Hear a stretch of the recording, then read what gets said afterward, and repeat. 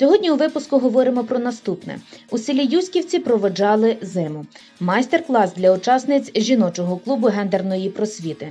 Підсумки позачергової сесії міської ради. Раді підприємців бути. Можливість молоді стажуватися у міській раді. А тепер детальніше.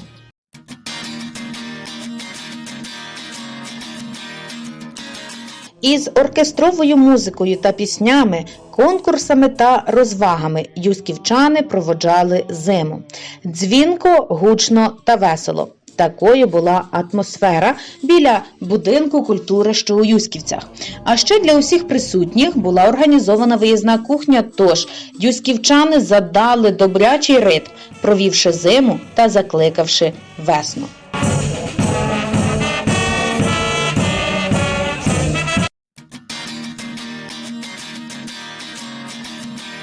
Про кондитерську майстерність та особливості розпису імбирних пряників для учасниць жіночого клубу гендерної просвіти цієї неділі розповідала майстер-кондитер Каріна Колесник. Експрес-навчання було приурочене прийдешньому святу 8 березня. Отож учасниці клубу із задоволенням компонували різні кольори, фантазували над оздобленням і запам'ятовували усі тонкощі випічки та приготування глазурі.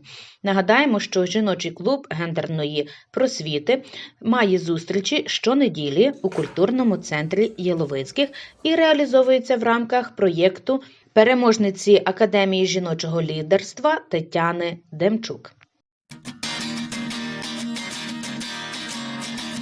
2 березня відбулося позачергове засідання сесії Лановецької міської ради, яке розпочалося нагородженням Івани Чорній та Альони Андрущук, вчителів з Лановецького закладу загальної середньої освіти номер 2, лауреаток всеукраїнського конкурсу «Вчитель року 2021».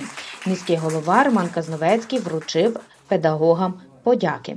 Після приємностей відразу до робочих буднів депутати міської ради голосували за внесення змін до переліків об'єктів оренди комунальної власності міської ради, підтримали питання передачі нерухомого майна службі у справах дітей міської ради, а також зміну складу ліквідаційної комісії Лановецького районного центру соціальних служб для сім'ї, дітей та молоді.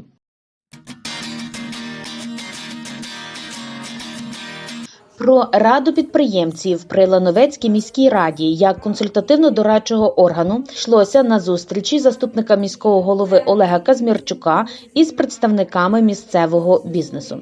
Зокрема, обговорили проєкт положення про Раду, а також і повноваження, якими вона буде наділена. Під час зустрічі представники бізнесу висловлювали власні бачення діяльності такої ради, а також і ділилися тими проблемами, з якими сьогодні їм доводиться зустрічатися. Отож, Рада підприємців буде сприяти розвитку підприємництва нашої громади, а також і представляти інтереси місцевого бізнесу.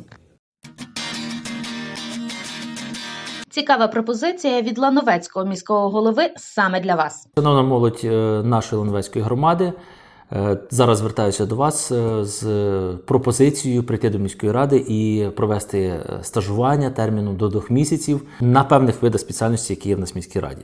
Зрозуміло, що це просто стажування, безоплатне стажування, але це можливість вас розвиватися і, в принципі, отримати досвід від наших працівників, які мають досить високу кваліфікацію в роботі органів місцевого самоврядування. Мною підписано розпорядження якраз про те, щоб проводити стажування з молоддю. І я радо вас всіх закликаю прийти до нас в міську раду, визначитись напрямком роботи, і ми допоможемо вам всім, чим зможемо. Паралельно ми подивимося про те, які кадри будуть, і, можливо, десь когось поставимо в резерв на роботу до нас в міську раду. Так що всіх щиро запрошуємо і чекаю в міській раді. Друзі, на завершення сьогоднішнього випуску хороші новини. Відповідно до проєкту «Велике будівництво» у службі автомобільних доріг анонсували ремонт ділянки дороги від Черниховець до Лановець. Було б непогано, еге ж? Тож на сьогодні все, і пам'ятайте, що якісні зміни в громаді відбуваються лише за вашої активності. З вами була Сніжана Крищук і до зустрічі наступного тижня.